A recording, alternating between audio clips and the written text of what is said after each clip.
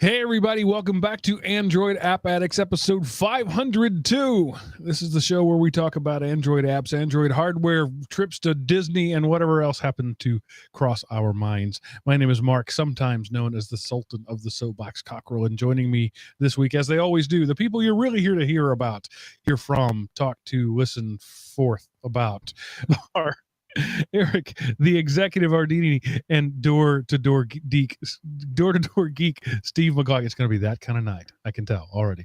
Steve McLaughlin. Hey, gentlemen. Yeah, we can't give this guy any more days off. Door, sorry, it's too hard on him. He loses his muscle memory in saying our names. Well, he ain't the only one. Trust me, I am so mentally out of it. I just right now want to sleep is all I want to do. So you're sitting on your couch watching TV, minding your own business, and like a 4.5-inch spider drops down on a web off the ceiling right in front of your face. How do you respond to that? I take something and flink it right across the room. I hit it as hard as I can. Hopefully it gets knocked out. I move out of the house. Just burn it down. That happened to me yesterday, and I just grabbed the spider web, above it, and moved it off out of my face. Oh man, they can go right back up those though. I no. Spiders are our friends, Eric. They do kill mosquitoes, which are never our friends. We encourage spiders around this house, but it was one of those moments where, I'm not afraid of spiders. It was certainly surprising. It's like, oh, hello there, Mr. Giant Black Spider. But it occurred to me, I probably am like in the 20th percentile of people who would respond that way. Everybody else would probably be more along the lines of what you two said. So was a big black spider to have any like identifying red marks on its abdomen or anything? Nothing special. Yeah, they're not really that poisonous anyway. That's one of those little urban myths things. I swear when I was younger, I was almost okay with spiders. And yes, Mark, I do know they are the pest control of the world. Without spiders, we would have massive amounts of insects all over. We have countless spiders inside. I hate thinking about it. Inside of my siding on my house, we have literally tens of thousands of spiders inside of the siding of my house. And certain times of the year, as soon as the sun goes down, they're covered with spiders. And I know if it wasn't for them, we would have massive amounts of bugs. But ever since I saw my first brown recluse jumping spider, wolf spider, oh no, I don't want no spiders around me anymore. They scare the living hell out of me. We get barn spiders here occasionally, and they're the size of my hand. They're huge. They're like you could take one in as a pet. I mean, I had one in my garage that was up. I probably told this story before. I moved a piece of plywood in my garage, and there was a toad face to face with the spider, and they were both about the same size, and they were trying to figure out who was going to eat who. So I smashed the spider and kicked the toad out, and the spider smashed like it would have been a toad. Pretty much, I might as well just smash the toad too. It was gross. Hey, Door, you probably have a lot of spiders because you live in a warmer climate, but it was almost 60 here today. How is it living in the Northeast or Northeast for you? Well, one right next to my house used to be the end of the street where it was nothing but woods, which is the real reason I think we have so many spiders. It was definitely colder. I'd say 40 something until I got home. And my youngest one, who loves not putting on clothes, turned the thermostat up to 99. So when I came in my house, it was 90 degrees in my house, and he was very happy. So did you guys get a lot of snow? Nah, a couple inches, maybe 2 inches, but work was closed, and I went in and wondered why the parking lot was so empty. So did you just go into the office and put in a day's work, or did you turn around and go back? Well, the wife went into work, so I went into work, and I knew she was going to be there. So I worked on production systems because I don't work in development because I'm a real man. Since there was nobody in the production systems, I did a lot of database maintenance, did some upkeep, did some re-indexing, did some things that I can't do during normal business hours. And then at around noon, when I looked out the window and saw there was like 4 inches of snow, I called the wife up and said, we got to go. So you got paid for it though. You're not like volunteering your time there. No, it doesn't matter. I cannot record that I was in work because of a legal issues kind of thing. I'm going to get paid no matter what because I'm a government employee. Government's closed. I technically can't go in the building, so I have to get paid.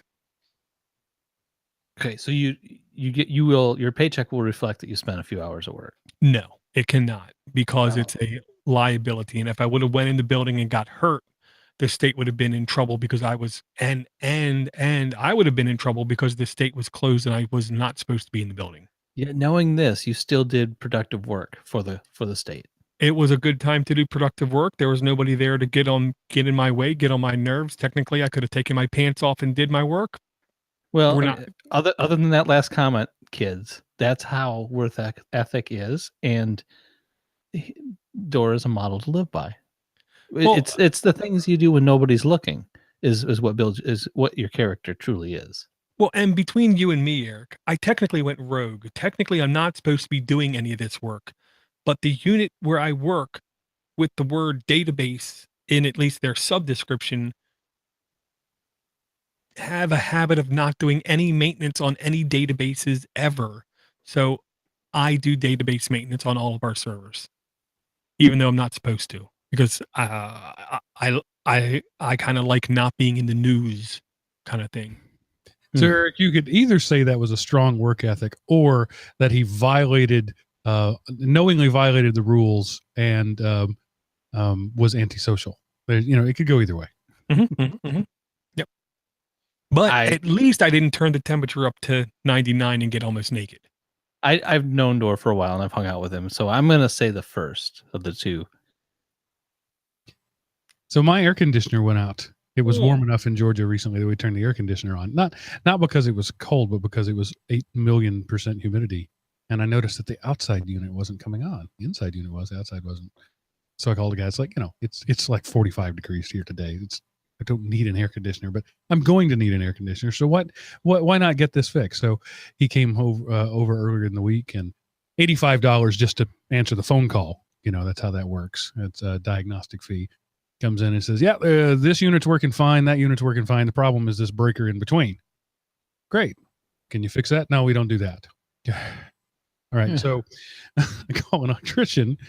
Like, all right, I've got this 30 amp breaker outside. It's a service disconnect. What are you going to charge me to fix it? $285? Really? No. Oh, man. So I went to Home Depot and bought a breaker for $10.60 and fixed it myself. So you did. Nice. $85 for a guy to tell me what to do and $10 for me to do it. And air conditioner's working. Yeah, I bought a new air conditioner and furnace shortly after we moved in here. Well, a couple years ago.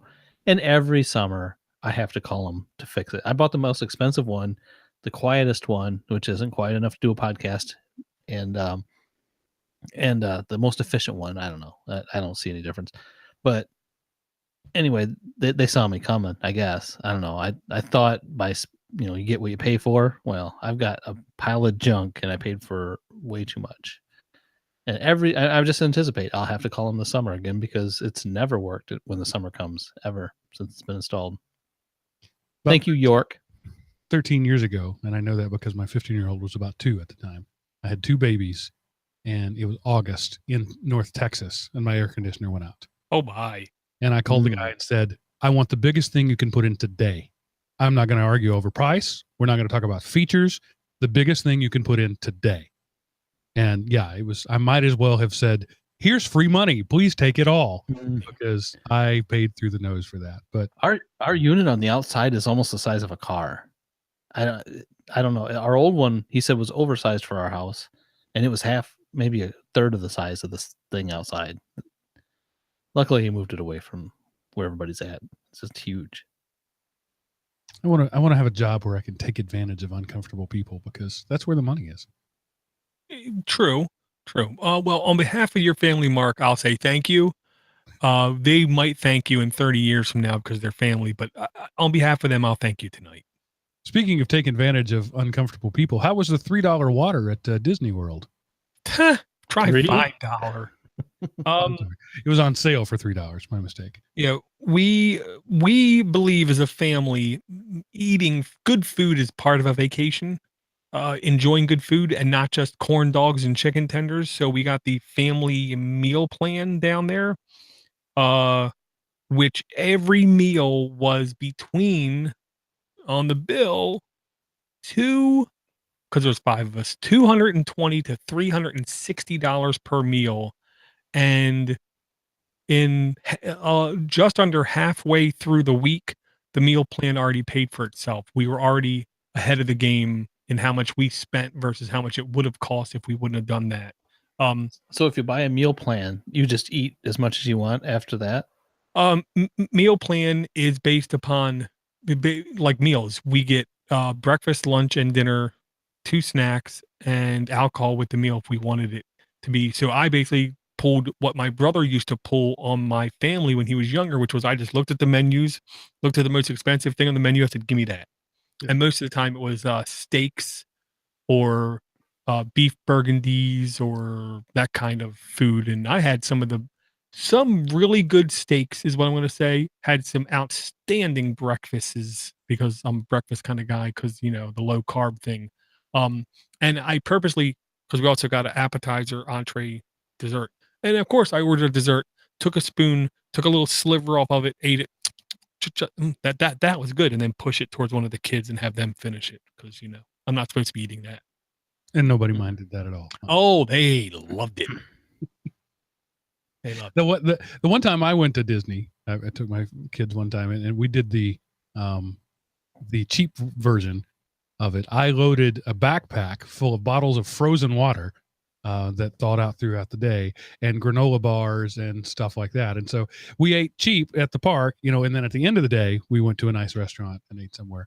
But the downside of that was, you know, 108 degrees in Florida sun, and I'm carrying 50 pounds of backpack on me. But otherwise, it was, yeah, I'll never do that again. I'll just pay the money from now on. Yeah. And I convinced the wife to never again go in the middle of the summertime. I don't care about the kids' school. I don't care about attendance. I really don't.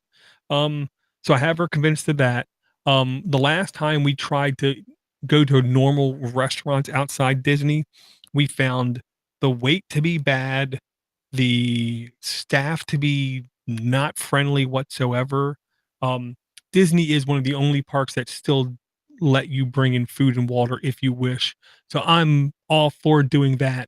But she's like, I don't even want to think about it. I just want to walk up to somebody, tell them my name, sit down in 5 minutes, have somebody serve me food. Oh, okay. I'm not going to argue. So, and the best I think meal we had was in Paris in Epcot Center.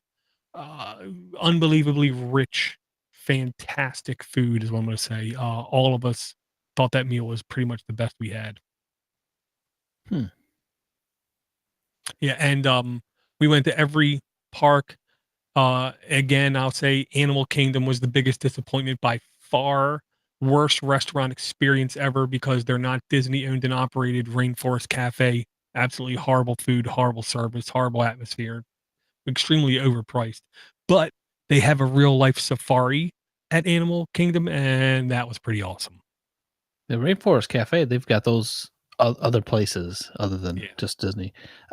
So could you, I've never been to Disney. I don't know how it's laid out or how the rules are. Could you have went to that Paris and Epcot Center every meal or every day if you wanted to?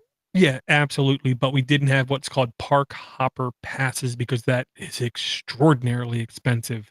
So we only went to Epcot one day. We one time ate at the Coral Reef, aka the seafood where you're looking at the seafood in the aquarium, basically. And then the lunch was at the Paris Cafe. I just think of Monty Python and the fish watching the fish in the big tank. Oh, look, Bernie's being eaten. Oh, it's life. Yeah. So last week when I didn't know we weren't doing a show, I was going to talk to you guys about something experience happened to me, Android wise. Oh, my Android Wear watch, the Moto 360. One day, a couple of weeks ago, at the end of a long day, I took it off. I put it on the charger, and it said 87% charge. And I was like, "Wait, what? That doesn't make any sense. That can't be right." Maybe I just I don't know. Maybe I put it on later in the day, and I don't know. But then I started noticing that I was just getting this ginormous, amazing, unbelievable battery life. Like right now, I put it on at 6 this morning. It's 9:30 now. It says 84% battery left. Wow. Like, how is that even possible? Until one day it died on me at 80% battery left. So it's not the battery that's gotten any better. Suddenly the battery meter is unable to read battery. So thank you, Android Wear Update, for lying to me about the status of my watch battery. Yeah, it gave you the good feels. Oh man. My wife's got a Nexus. I switched everybody over to Project Fi, and my wife's got a Nexus 6P that when it gets to 50% battery, it shuts off because it's too low. I'm like, ooh. So I hooked her up today. I found a used phone for her. I got her a Pixel, the first gen Pixel with a little crack in the corner of the screen. Bought it off of some guy on Facebook for $100. That'll hook her up for a while. You know, with more than a decade of experience running Linux on a laptop, I've learned not to trust battery meters ever. But you know, it was so disappointing because I really thought that I had been given this great gift, and it turned out no, it's a bug, not a feature. It's funny you mentioned that. That's one of the things, you know, Microsoft Windows is so annoying, and I hate all the things that pop up all the time. But I'll tell you what, man, it really lets you know when your battery's going dead. I've got Ubuntu on my laptop, and there's no warning. I mean, I could probably set it up, but it's fresh out the box. There is no warning. You're just right in the middle of something. Yeah, and 2 seconds before, had you looked at it, it would have said you had 65% battery. I see. I never looked, so I was like, I guess I should have had it plugged in. You know, that's my bad. I should have. I've got one of those laptops now that it's so old that the battery won't charge, and the charger doesn't charge it. Right, so it's that thing that happens to all laptops. The little thing where you plug it in doesn't work, and the battery is worn out. So I'm gonna have to crack it open and like solder the power cable directly to the motherboard if I want to continue to use that device. So you have to have like put a stack of playing cards underneath the jack, underneath the corner of it. Yeah. I've tried them all, you know, just the right way. Living in a house full of women, scrunchies work pretty well. Yeah, earbands are good. Yeah. So Android Wear got a new name. Anybody care about that? Yeah, Wear. I hate to say it, but I believe that is the first official nail in the coffin. First, we have chip manufacturers 2 years ago, I believe, deciding we're not going to upgrade these processors ever. So nobody, even if you go by the brand newest Android Wear watch, it has now, I think, a 2.5-year-old processor in it. I don't know what's going to have to change for this to pick up steam again, but it doesn't look good. So does that mean wearables are dead, or just Google Wear is dead? What do you think? I hate to say it. I really hate to say this out loud. If the rumors are true and Apple is doing something with diabetes, being able to monitor through the watch, through the skin, Apple wearables will be fine because that will be a very desirable technology for a certain segment of the population. I don't know what it would take for Android to change, to happen, to have for it to become desirable, because it doesn't look to me like it's remotely desirable to the masses. Yeah, well, a blood sugar app would be the killer app that would keep it going. That's kind of a bad way to say it, the good app, but I honestly, I wear my watch every day, and we had one of the listeners, you know, want me to, you know, ask me to start, you know, talking more about Android Wear apps and things. I just don't do much with it. I wear it, you know.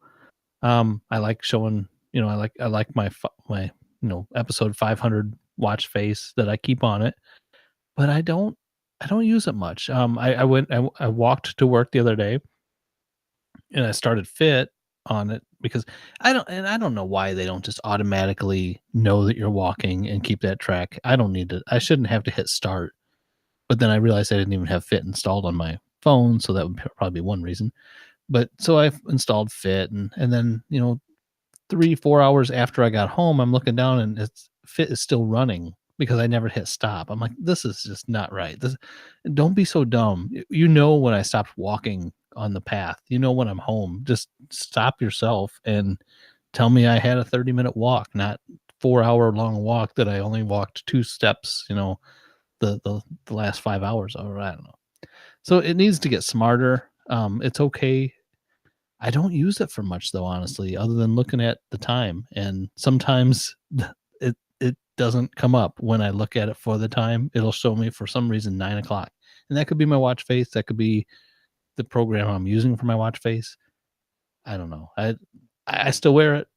It's cool. It holds a charge, and it's honestly, it's one of the first Android Wear devices that came out, and I'm impressed with the technology and how long it's lasted. But I think the market is going to continue to exist, but it will be owned by Fitbit and Garmin, and it'll be fitness tracker watches rather than geek watches. I wear my Moto 360 every day, and I pause and start my podcast with it, because if I'm at my desk, somebody comes up and starts talking to me, I can just tap my watch and stop it. That's handy.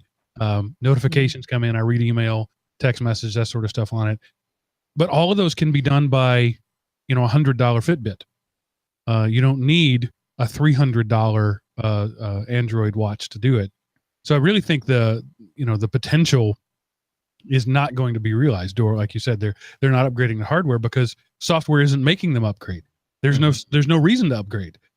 Put a faster processor in it. Why? So the battery can last less time. Why would you even bother?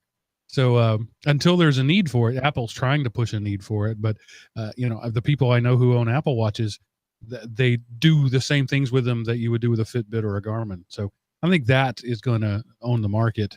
And it'll be, Casio digital watch was a thing for a long time, and this is, the Garmin or the Fitbit is going to be a thing. But my hopes are dashed really for Android Wear. I hoped it was going to usher in the Dick Tracy watch. But it turns out nobody wants to look at a 3.2 inch screen. It's not even 3.8 what is it? 2.3 inch screen. That's it. So yeah, nobody cares. Yeah. And the stupid thing is, partially, I believe our phones are too good. If our phones couldn't do something that we needed them to do, and it could be solved by the watch, I think it would have been much more popular. But I hate to say it like this, but the phones are too powerful. The phone software is too honed, where it can do 99% of what people need, and we're not too socially awkward to, while holding a conversation with somebody, pull our phone right up in front of us and take a peek and then keep talking, kind of thing. If it wasn't as socially accepted, I think that would have helped usher in wearable type technology. I don't think it's dead yet. Just like any tech, Mark, I don't think it's going to die. I think it's going to be niched, and it might see some kind of bump, but I don't think it's ever going to become what we all thought it could have became. It's funny you mentioned social acceptance and watches and phones, because one thing I do notice is if you get a notification on your watch and you look down at it and you're with people or talking to somebody, that should be less intrusive than pulling your phone out of your pocket and looking at it. But they instantly think that you're like, oh, hurry up. Are you bored? Like you're looking at the time, like you're trying, well, let's go. Yeah, this person. Yeah. It's so I try not to look at my watch when I'm having conversations with people, because it's not as, it's rude, compared to pulling your phone out now. Yeah. So I was in a meeting just recently, by the way, before the internet corrects me, 1.56 inches is the size of my Moto 360 screen, so even less than that. But the tub will be nice to you. The tub, the YouTubers, although they won't, don't you? It wasn't like a one-on-one meeting or thing. There were 4 or 5 of us in a room having a very informal discussion about something, and I was getting a series of notifications. They were work notifications, my emails going, and I was swiping through them on my watch. And so I'd get a notification, look at my watch, swipe it, get a notification, look at my watch, swipe it. And after doing that about 3 times, the person leading the meeting literally said, am I keeping you from something? Or you got somewhere you be? No, yeah. I'm actually working right now. But yeah, it's that thing that the subliminal message is, oh, this guy's looking at his watch. He must be bored or uninterested or have something more important to do. Yeah. Yeah. Where if you're looking at your phone, they just assume you're Facebooking. That's just the assumption, because I had a manager, this was several years ago. My manager literally took my phone out of my hands and said, no texting in my meeting. It's like, I'm taking notes. Look at the screen, dude. You can see right there. It's notes of the meeting, but we're just still not there socially yet. And I work for, in IS, it's not a tech company, but I work in the tech department. And the immediate reaction when I started working on my phone was, you're texting or you're Facebooking in my meeting. We're so culturally 25, 30 years behind the technology. Yeah. It was difficult today. I don't put Facebook on my phone at all, or any kind of Facebook type app like Friendly or anything. I don't do any of that. So it was really difficult trying to communicate with this person and try to buy his phone from him today on Facebook. So I have to wait I have to either, because part of my job is actually to do Facebook. So while I'm at my work computer, I can do Facebook. When I come home, I've got a spare phone that I keep at home that's not hooked up to the mobile internet, just Wi-Fi, that I have Facebook on. So I could only communicate with him between them two places. And if he reached out to me, I don't have any notification set up to forward it to an email or anything like that. So it was a little difficult, but we got the transaction done. So yeah, good. And I would say while we're doing this show, my Google Play updated itself, and now there is definitely a different look going on, at least on my phone.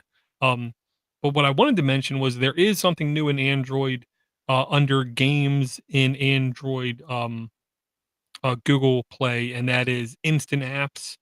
Remember, we heard about instant apps like 2 years ago now. That they have instant gameplay apps that are being showcased.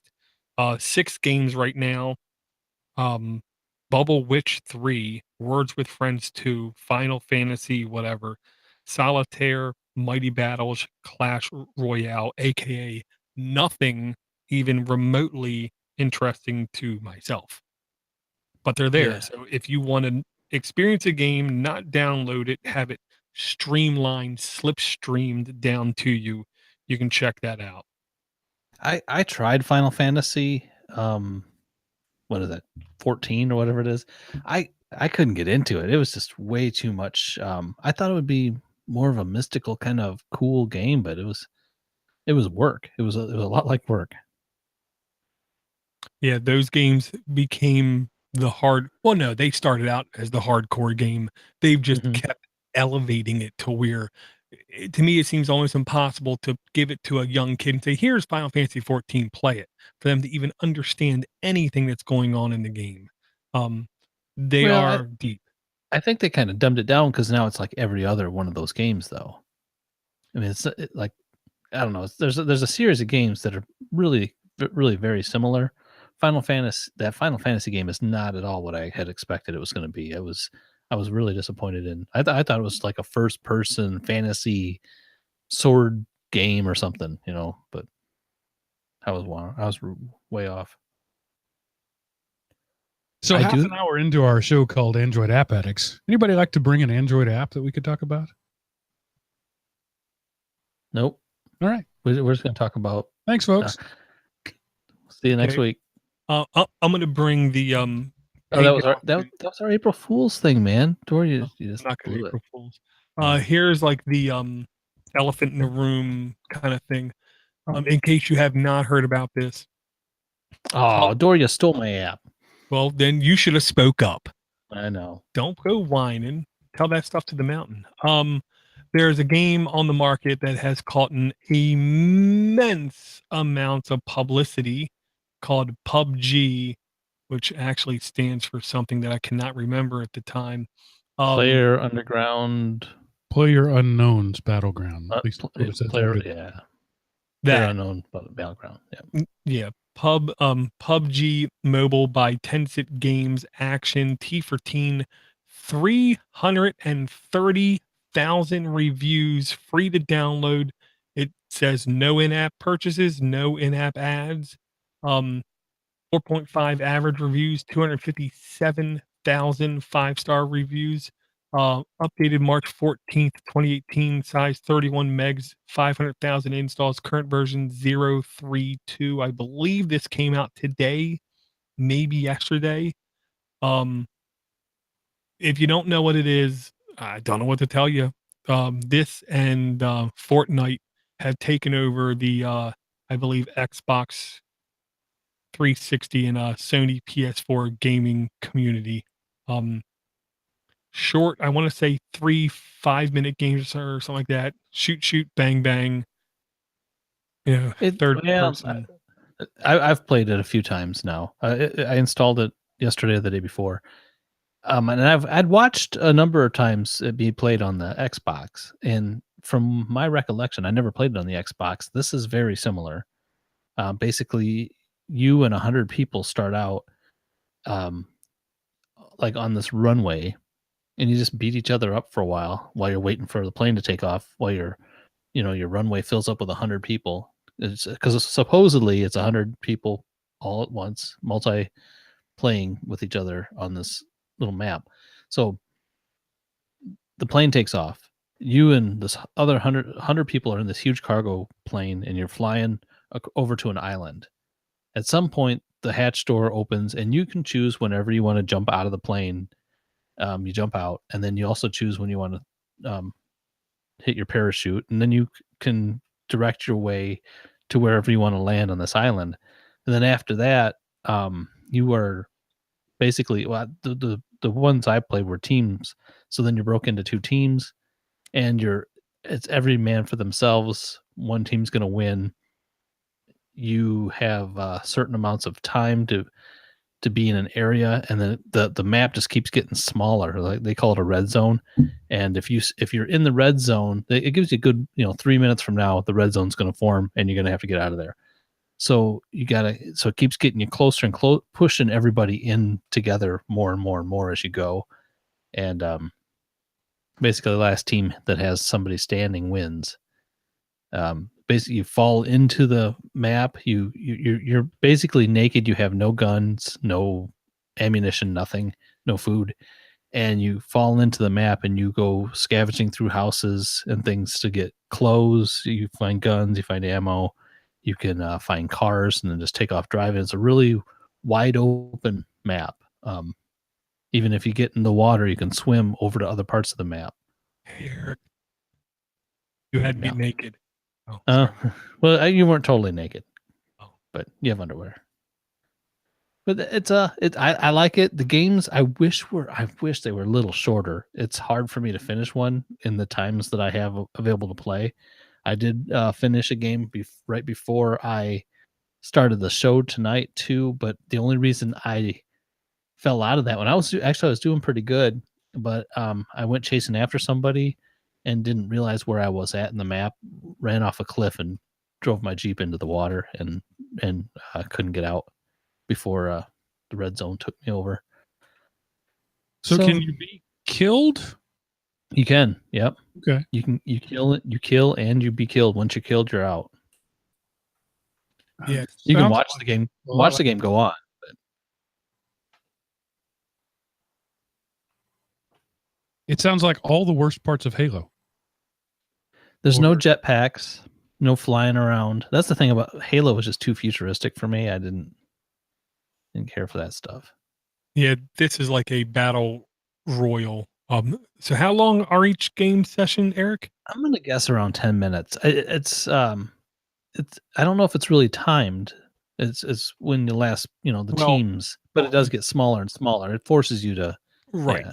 The actual shrinking of the area is timed, so they expect it to end around that time. And yeah, you just survival as long as you can. It's a survivalist kind of game where there is what the kids call permadeath. You die, and then you have to wait for the next round or join the next round. And you could just spend most of the time staying away from everybody. You can kind of see them in your scope and how many meters away they are from you. But they can also see where you're at too, and they can come after you. But I mean, you could spend quite a time hiding if you wanted to, I guess. I'm the kind of guy that when I was playing Doom, as soon as I rezzed in, I typed IDKFA and IDDQD so that I had all the weapons and I was invulnerable and just went and killed people. So this game doesn't appeal to me because it's all the things that I tried to cheat my way around in games like that in the past. Now, once you kill somebody, you get a prize box, which gives you all kinds of extra guns and ammo and clothing and rations and everything you need.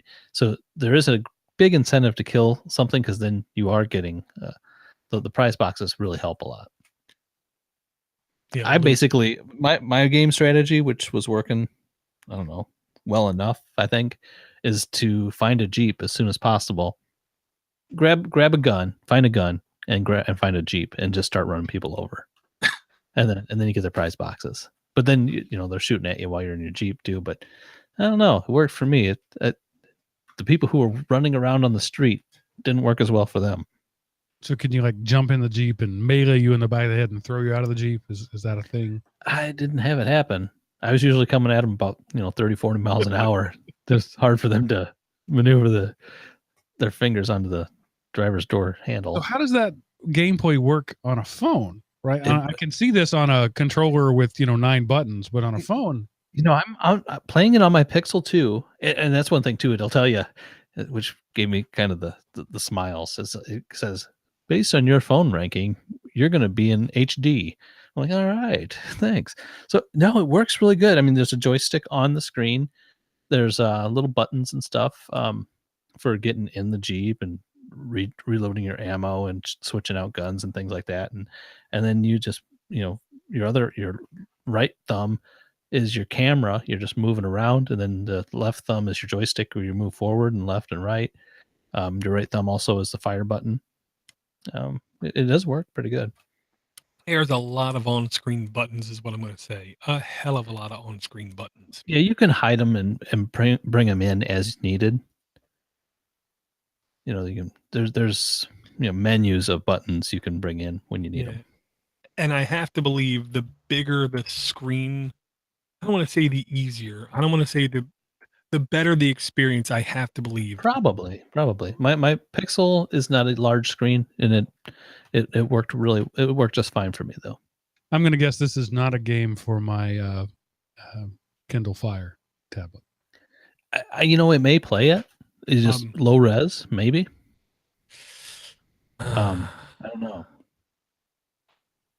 All right, so this was both an Eric and a Door app. I don't know who to go to next. I'm taking credit for that. All right, so Door's going to take credit for Game of the Year, absolutely. So Eric, do you have another app to bring? I'm going to bring. This is an odd app, and it may not be for everyone, but this is called Just Align.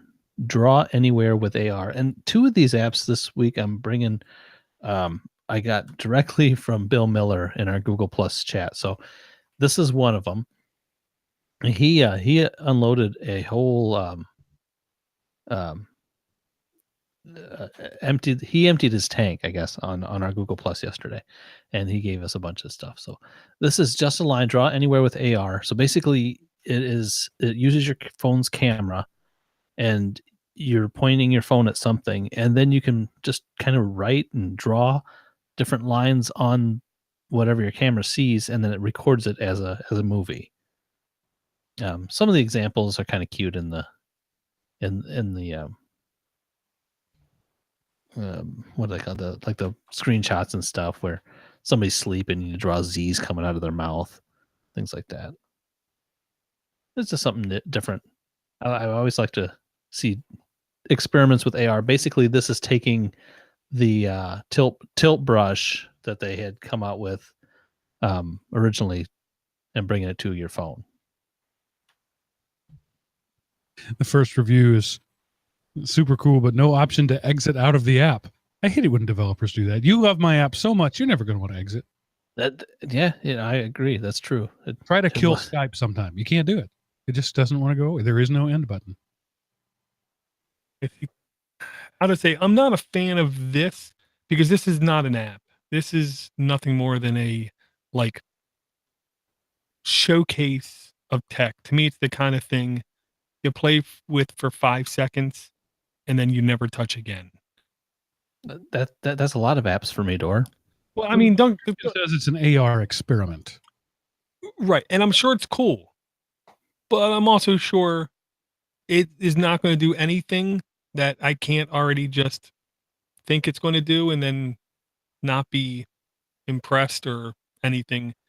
Maybe if I took more selfies, I would That like it more. I don't know. I thought I did try to figure something I could do with it for work or home that would be memorable or worthy of anything, but no, I couldn't. In the small amount of time I was messing with it, I couldn't think of anything that I was like, "Wow, man, I really wish I had one of these before when I did that thing." But no, I agree. Yeah, and I'll put it like this. I think I figured out one of my things. I am here is a definite social anxiety kind of thing.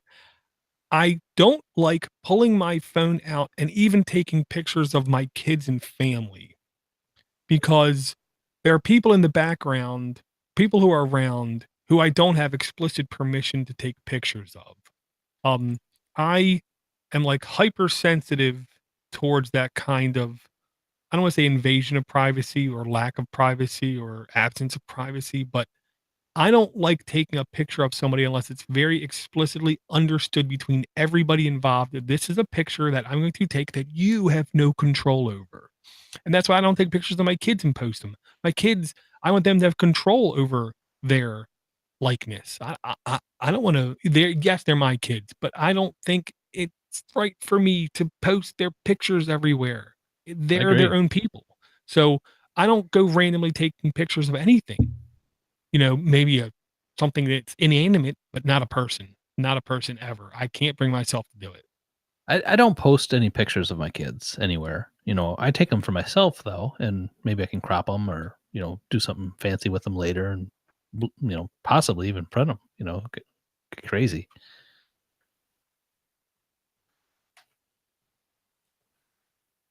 Yeah. All right. And I guess that conversation just ended. I mean, I know I'm weird when I say that, but we all have our things. That's one of my things. I just don't like the idea of taking a picture of somebody and saying, "Hey, look at this."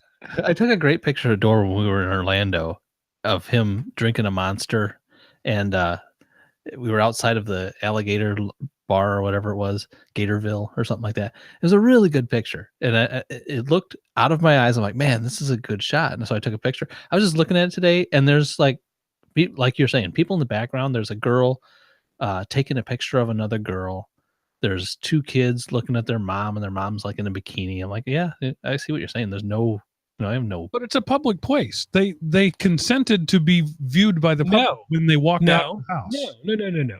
Just because you walk out of your house does not mean you consent to be posted everywhere on the internet. It means you had to leave your house to get something done. I don't get it. I mean, public is public. Yes, public is not the internet. This is a resort, though. It wasn't really public. I mean, it was not open to the public. And there's fences. And public does not mean posted to Facebook. Facebook is Facebook. I don't get it. I mean, if you're talking about the girl in the bikini, right? She put on that bikini and walked outside. Therefore, she clearly has no problem with people seeing her in a bikini. So what is the harm in taking a picture in which one of the background artifact happens to be a person dressed in a way that they chose to dress? I don't know if there is. I was just noticing that there was a lot going on in the background of Door. It was a great picture of Door. I should share it. It's that good a picture. This is a conversation that I had. My mother in particular was super camera shy, and I, as a young man, was a bit of a camera buff, and she literally stomped that out of me because she was like, "Don't you take my picture." But you got up in the morning, you looked in the mirror, and then you walked out the door. You must have thought you looked okay. But for some reason, it's the permanence of it. If I'm outside and I bump into somebody, it's ephemeral. It's only a moment, and it's only in their mind. But if I take a picture of it, it's there forever. And so people have this expectation that they must be perfect in all pictures. I mean, how many pictures can you find? Or it's really a better challenge. How many pictures can you not find of the girl with the knee bent, hip out, arm on the hip thing that pose that every girl does, because apparently that's supposed to make them look thinner. And it's like, this is a picture. This is a moment that suddenly has to be perfect, when the best photos in the world are pictures of imperfect, spontaneous moments. I would say I used to be a camera buff too, because I figured if I was taking the picture, somebody else wasn't taking a picture of me. That was the reason I was into cameras. But mine definitely stems from a lack of self-confidence. And that's just a me thing. I'm not saying I'm right. I'm not saying you're wrong. I'm just saying I don't feel comfortable taking pictures of anybody that I don't have explicit permission to take pictures of, because I don't think I want people to do the same of me. So what about traffic cameras and all those? I mean, your pictures are taken 1 million times a day. I don't like any kind of public cameras. I honestly think it's an invasion of privacy. That's what I think. There is no privacy. You're out in public. Just because you believe that there is no privacy does not mean that there should not be privacy. Yeah, I think that you should have the freedom to move about the state or the city or the country without being surveilled in any way, if you choose not to be. And not that I'm right when I say that. It's just one of those things. Okay, I could spend another hour talking about this, because this is fascinating to me. If I could pay cash and not use the iPass and not be tracked, and it was the same price, I would do that. But they make you pay cash; it costs twice as much. But so you have to use the pass, which tracks where you go. I would just stay off of those roads. The elite highways anyway, where just the rich people can drive. Is this one of those emotion things? I've heard about this, that humans have these things called emotions, and they respond to these things. This is a foreign concept to me. Is this an emotion thing? I don't know. I have no feeling. It isn't an emotion thing, but it is a belief thing, which means that there is no right answer. There we go. I'm looking for somebody to explain the unexplainable to me. I mean, if when you walk out of your house, get in your car and drive on a public roadway, you are trackable. Just because I can be trackable, and the guy driving behind you, the guy who is on the interstate with you for 50 miles because he happens to be going the same direction as you, do you get mad at him? Stop following me. So I guess you utterly support DRM to treat everybody like a criminal, and then when they prove that they are a criminal, that you're justified. How do those two things go together in any way? Why are you taking pictures of people in public unless you're expecting that there's going to be something illegal happening? Illegal or not so much illegal, but most cameras today are traffic cameras monitoring the conditions of the traffic, not trying to catch the guy doing something illegal. No, not even close. Most cameras are not traffic. I don't think ours are that way. I kind of work at the Department of Transportation now. Not even close. By the numbers, the vast majority of cameras on the in the public display today are traffic cameras or red light cameras. They're monitoring the status of traffic. Security cameras sitting out front of buildings. We don't have far outnumber those cameras. We don't have traffic issues, yet there's still cameras. I mean, there's no reason. We don't have a news center 6 that's going to say, "Oh, here's the traffic on the First Avenue today."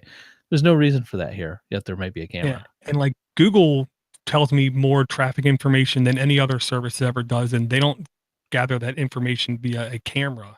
And most of the traffic monitoring and adjustments are done by sensors in the road, not cameras. But all right. I mean, it's interesting that you guys can't have a non-emotional debate about this. I find this fascinating because you're immediately jumping into paranoia. I'm just going to talk about just the facts of the situation, and you can't do it. That's a belief. Filter, that's another belief. What, that I'm having a fact-based conversation? No, that you are and we're not.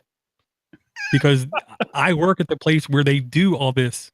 Right, but I mean, you immediately jumped to DRM. You changed the subject on me so that you could have the moral high ground when we weren't talking anything about that. And then you changed the polls to say the majority of the cameras are traffic cameras when I work at the place where I know for a fact that's not the case. You live in one state, man.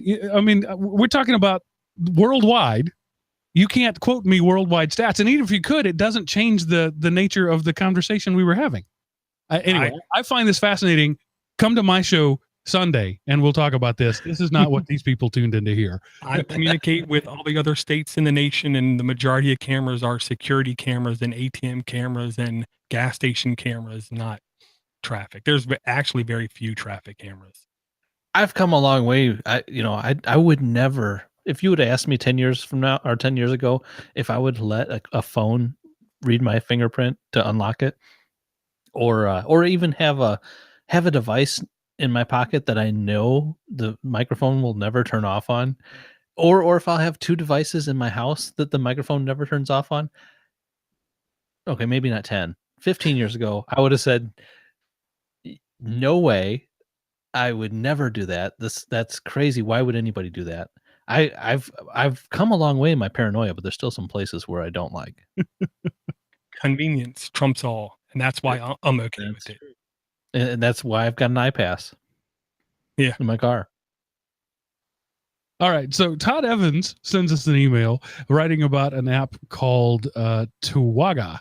He says, "Hey guys, I only have a minute, but I just wanted to share a game with you. It's called Towaga. It's free in the Play Store as of 3/17.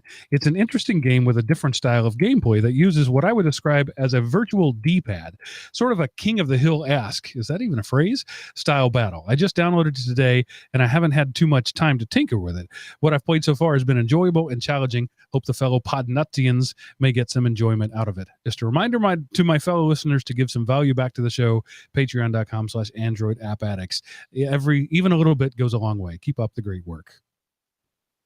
How would you pronounce this again, Mark? Towaga. Towaga. Thank you. Beautiful game. I got to say that.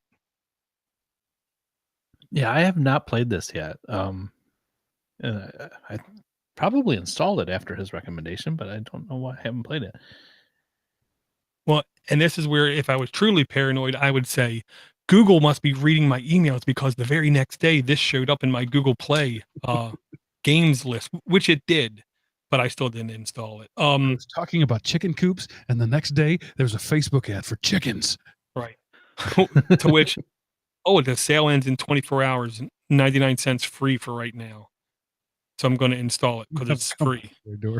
I know.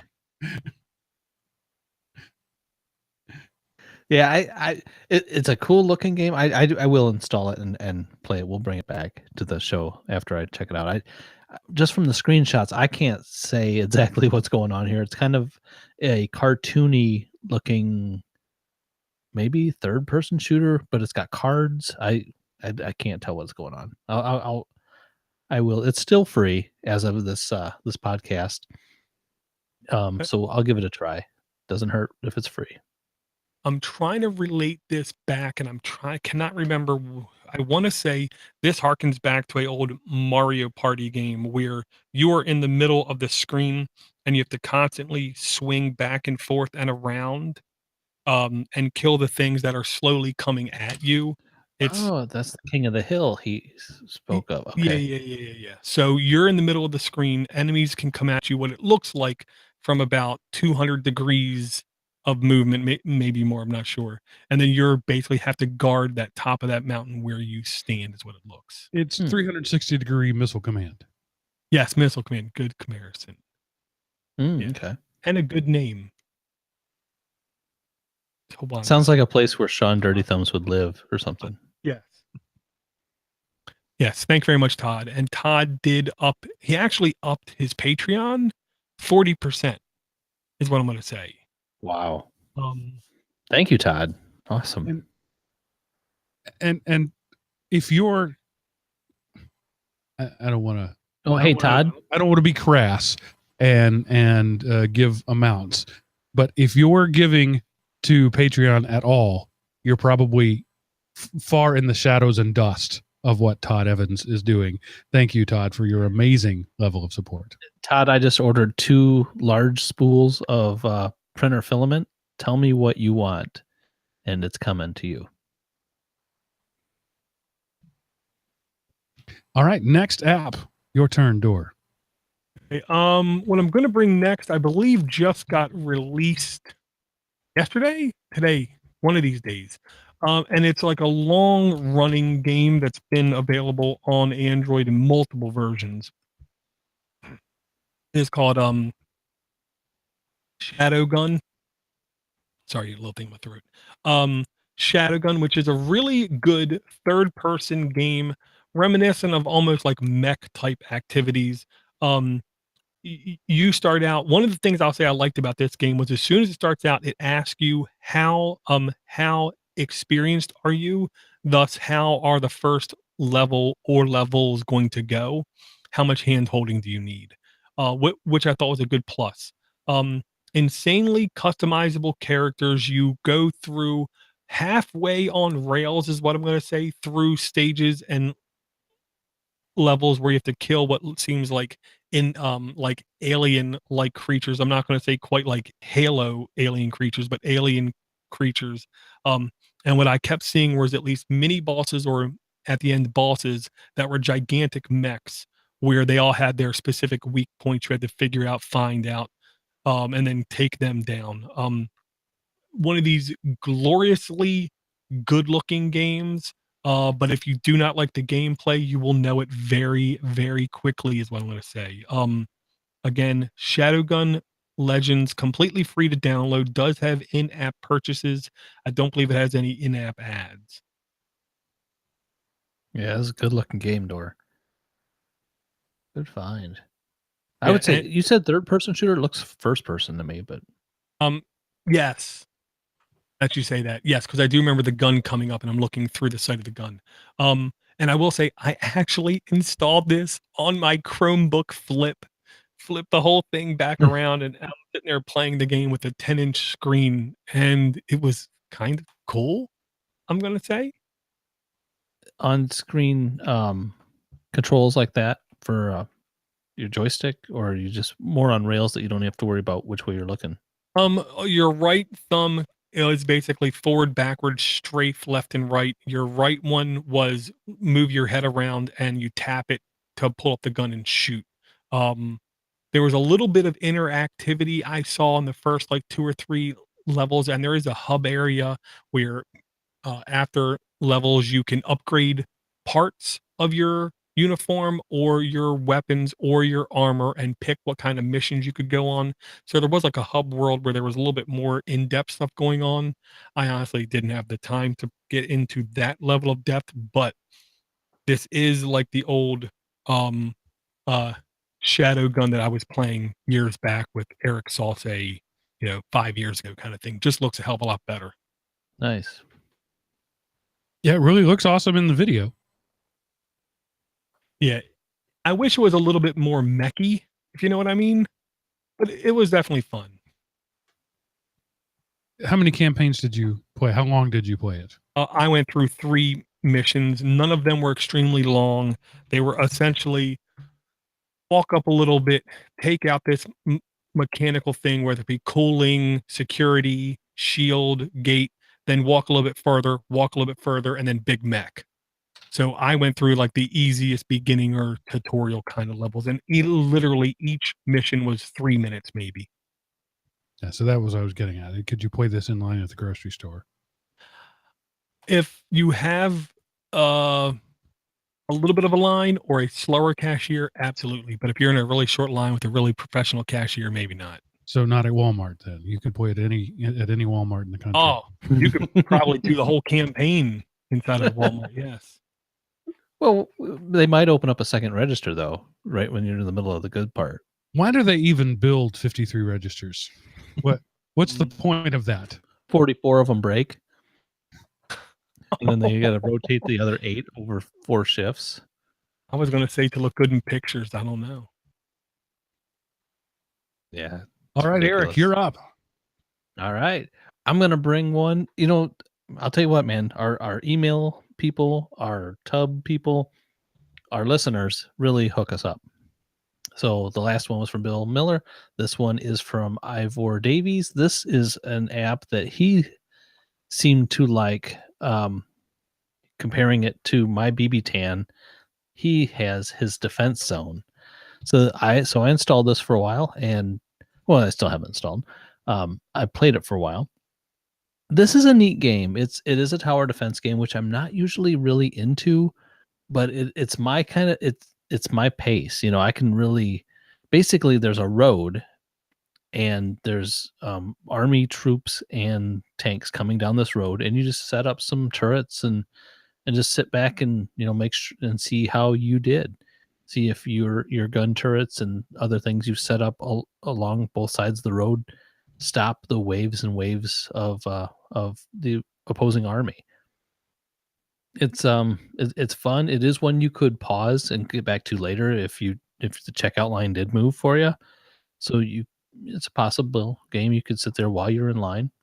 It doesn't take too long for you to get ran over, I guess. If you run out of turrets and your things aren't set up correctly to get overtaken by these hordes of troops. This is really the good, graphically stunning tower defense game I've ever seen. It's beautiful. It is absolutely beautiful. I was going to say, for me, tower defense and beautiful typically never goes hand in hand. Well, yeah. And it's not a hard game to learn. It's not like you have to commandeer a squad and then go pick a general and do all this other crazy stuff. And it's just a game you can get right into and start playing. And it's if it wasn't a tower if it wasn't set up this way, it could be a different kind of game. It's just easy to play and good looking. Yeah, and just a real quick side thing. Saying a beautiful game reminds me more than a couple games that we've brought into this show in the last 16, 18 months. I've seen come out on the Nintendo Switch in the last 30, 60 days, which is a very mixed signal thing. In one way, that's very bad. In one way, it's very good.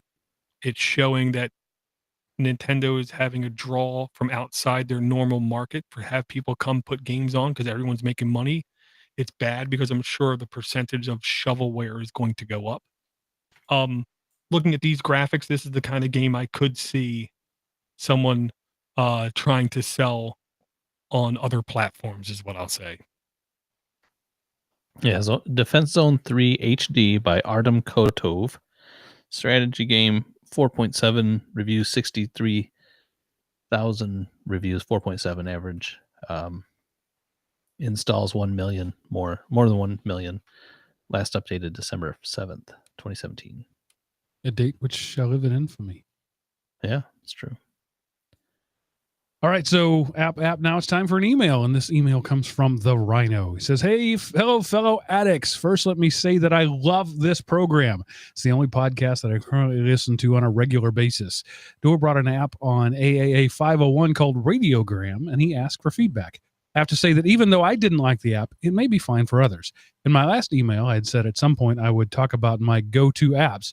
The TuneIn radio app is in my top 3. I installed the Radiogram app as suggested by Door.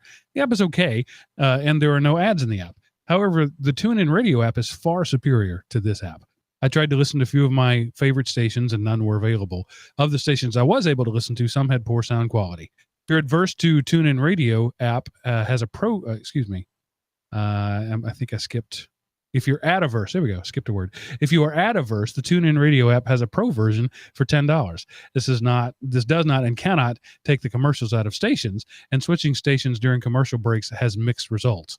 The TuneIn app has many, if not most, of the terrestrial radio stations that stream their stations on the internet. Also, there are some internet radio services similar to XM, like Got Radio, Addicted to Radio, 181.fm, and Best Net Radio, to name a few.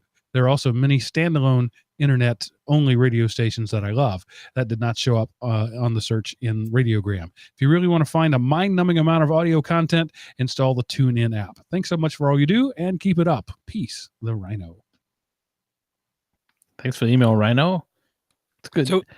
Good hanging out with him before. Absolutely. So here's the question.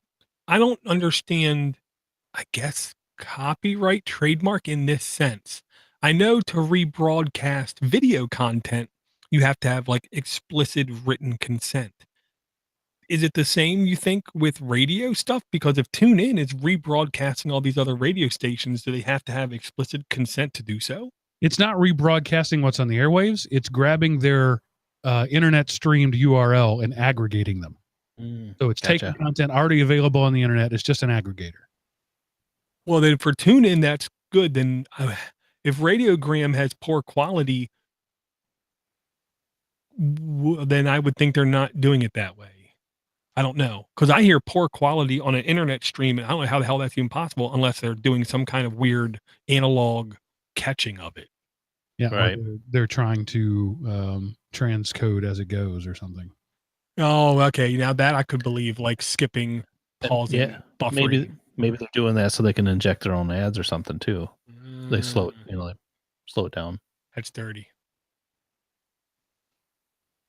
I don't know. I haven't listened to. iHeartRadio is another common app.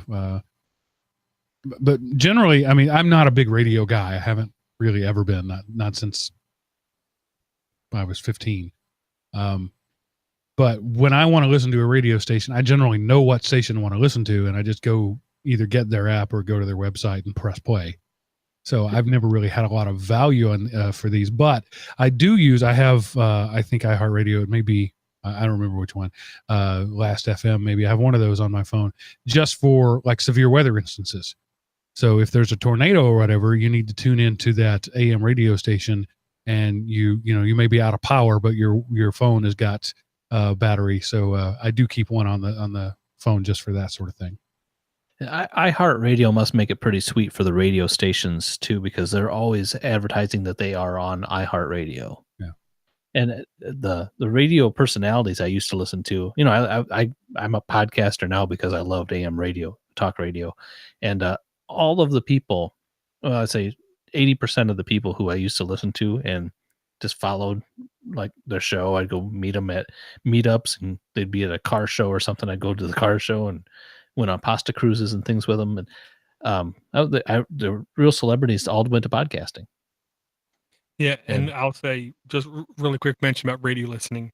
Only time I listen to the radio is when the kids or the wife turned it on. I really don't listen to the radio, but today, 1 day and 5 hours worth of podcast. Yesterday, 1 day and 4 hours worth of podcast. Day before that, like 1 hour, 1 day, 6 hours of podcast. But Sunday, my first day back after a week of not listening to any podcast, 44 hours worth of podcast listening. Had to try to catch up. So today I'm officially caught up again, which means I'm going to take a deep breath because that was a lot of podcast listening. On the way down and back, my mother-in-law literally went to the library and got books on CD, audiobooks, and we listened to them up and down. And I want to say James Patterson possibly was the author. He's a good book. He was a popular named author. I want to say James Patterson. I don't know. Unbelievably bad books is what I'm going to say. Really bad books. One was called Sale, about a rich family, and the other one was again about rich kids in New York City getting kidnapped, and the kidnapper trying to teach them basically social things about how the world is screwed up and how you need to try to fix it. It was very, very, quite horrendously, barely put upable content. And to me, if that's my first introduction to audiobooks, I don't think I'm ever going to listen to audiobooks. Yeah, that was James Patterson. You're right. James Patterson. It was so bad. I listen to a lot of audiobooks, but now I actually found a book that I have to read for a thing that isn't available on audiobook. So I'm listening to Google Play's voice dictation read it to me, which is much worse than an audiobook.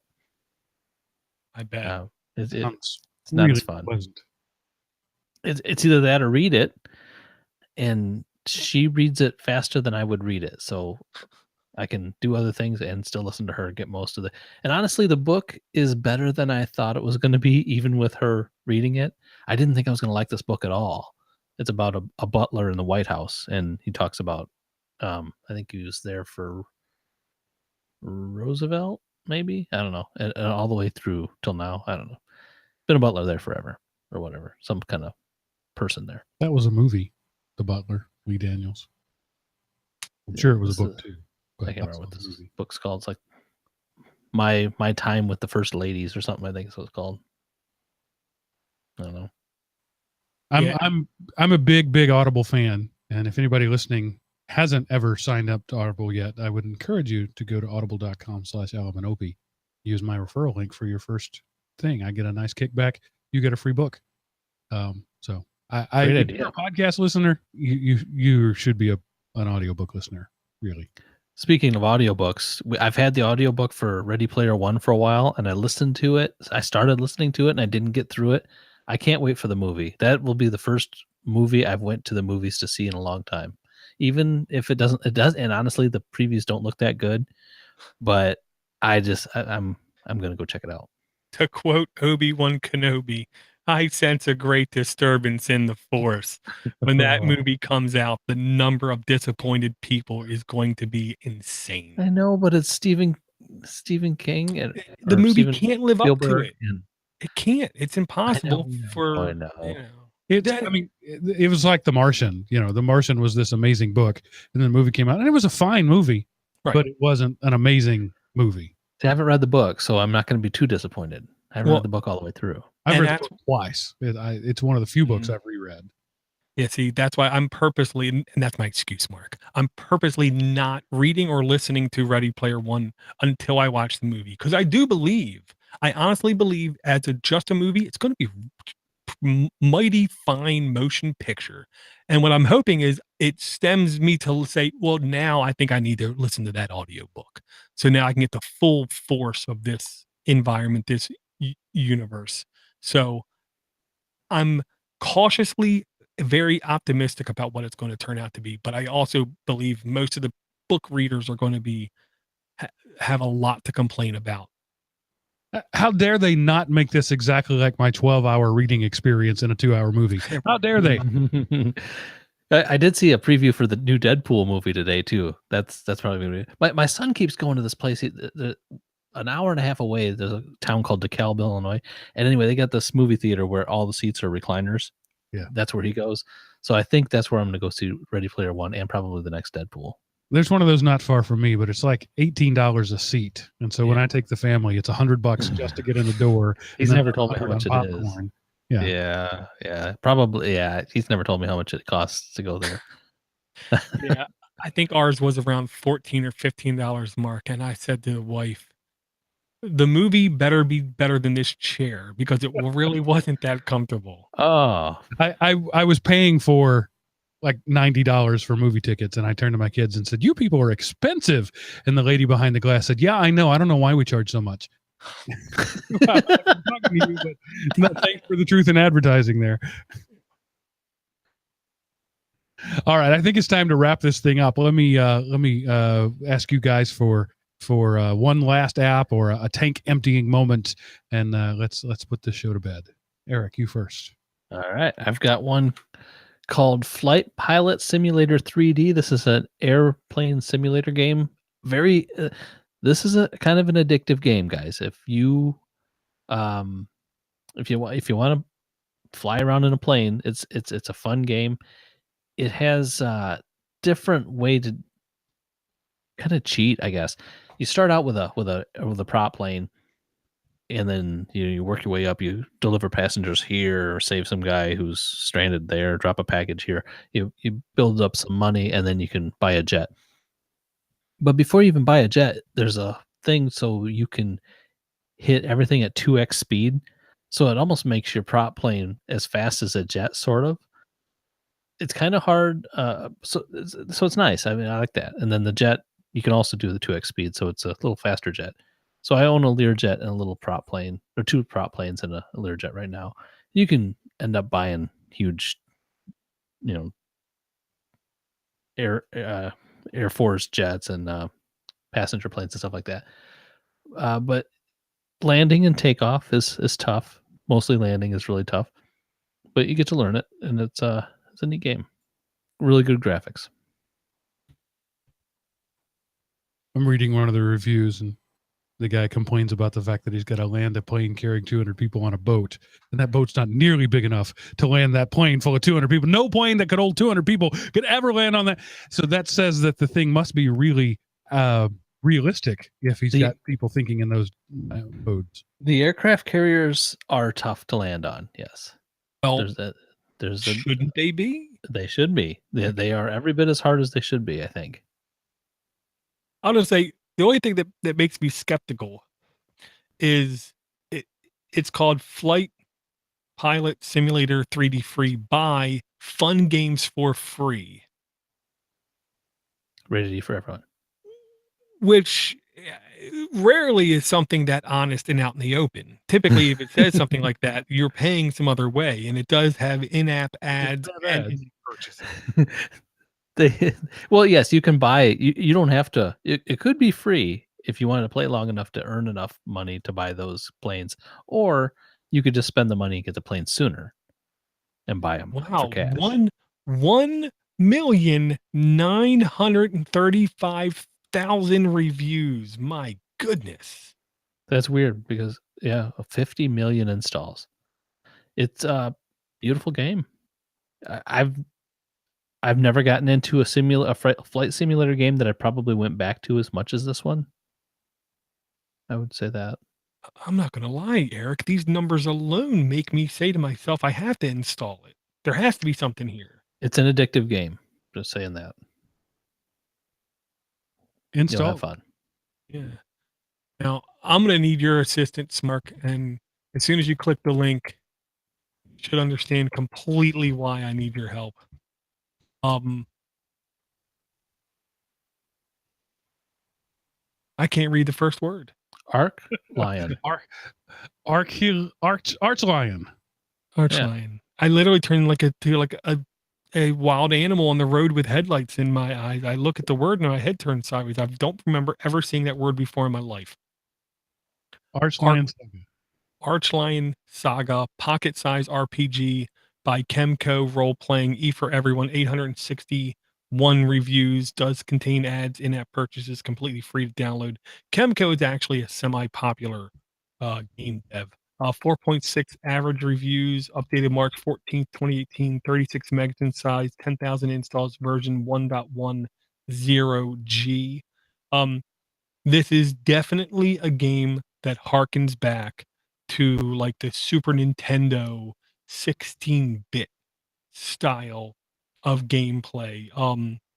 So if you want to play a game you've never played that has that same feels to it, I definitely encourage you to at least check this game out. I played it for just OS is 4.4 and up. Doesn't require much. Yeah, it doesn't. I did play it for more than a couple minutes. This does deliver on everything I thought it would, which is text, text, text, text, go do something, text, text. The earlier in the game, it seems like the more text there is, and then once you get to a certain point, the text will drop off, and then it's mostly grinding and leveling up and discovering exploration kind of thing. But I'll definitely say turn-based battle, easy, fun. It is the kind of game where you can literally play it for 30 seconds, 5 minutes, or 3 hours at a whack and just, come right back to it and pick up right where you left off. I love that their tagline is easily beatable. It's right there. I don't know how long it would be easily beatable. It says between 2 and 4 hours. So I should have been at least a third of the way through it, is what I'm going to say. Notice the usage of the word should have. Something tells me I wasn't. But I had fun, and it has a really kick-ass icon, I think. It's like a big axe. Okay. These games have no appeal to me at all, so don't look to me to comment. You helped with the name, though. Yeah. Could be Archlion, but I think it's Archlion. It's like the Archangel, Archlion, the highest lion. Anyway, I don't know. Eric, what's your last one? The Flight Simulator 3D Free was my that was my tank. All right, so let me read back to you PUBG Mobile by Tencent Games, Just a Line Draw Anywhere with AR by Google Creative Lab, Towaga by Sunnyside Games, Shadowgun Legends by Mad Finger Games, Defense Zone 3 HD by Artem Kotov, TuneIn TuneIn Radio by TuneIn Inc. Flight Pilot Simulator 3D Free by Fun Games for Free, and the Archlion Saga Pocket-Sized RPG by Chemco. 1, 2, 3, 4, 5, 6, 7, 8 games, and enough random conversations to make anybody happy. I think we were successful, gentlemen. This is in fact a podcast. Right on. That's a wrap. 502. So any final words of wisdom that you would like to share with our audience, Mr. Eric? I want to thank them for listening and supporting Podnutz. And especially to the people who are higher Patreons, you know who you are. Let me know what you want me to 3D print for you, and I will send it to you. So Eric says, after I design to make it. Supporting us, Door, what is the most effective and easiest way that they can support this podcast? Go to patreon.com/Android App Addicts. All in one place and a place to communicate with us. And if you desire anything custom 3D printed that you can imagine, if you can put it in words, we will do our best to make it happen. Or as Ricard would say, make it so. Thanks everybody for listening. I appreciate you letting me be here with you and try to be the ringmaster of this ring circus. I love doing it every week, and even the weeks I'm not here. But no, that's not really how that works. Anyway, thanks everybody. We'll see you next week, because that's it for this episode of Android App Addicts.